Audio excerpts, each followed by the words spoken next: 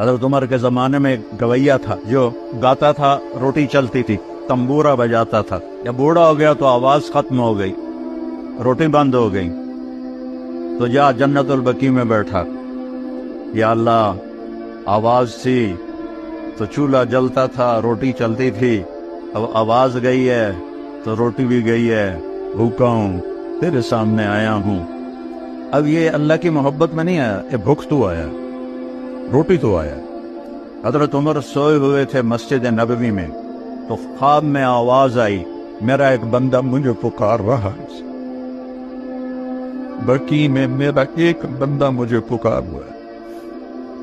حضرت عمر رضی اللہ عنہ ایسے بد حواس ہوئے کہ جوتا بھی نہیں پہنا، پگڑی بھی نہیں پہنی، ننگے سر ننگے پاؤں بھاگے اور بقیع میں گئے.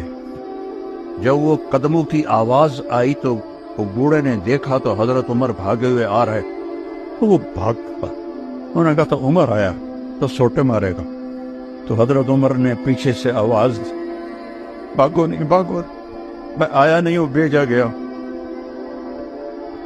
وہ حیران ہو کے کہنے لگے، کس نے بھیجا؟ کہ جس کو پکار رہے ہو اسی نے بھیجا. تو وہ گر گیا زمین، کہنے لگا یا اللہ، ساری زندگی تیری نافرمانی کی، جب پکارا تجھے تیری نافرمانی کی، جب پکارا تجھے تو پیٹ کی خاطر پکارا، اور تو نے میرے ساتھ یہ باکس، مجھے معاف کر دے.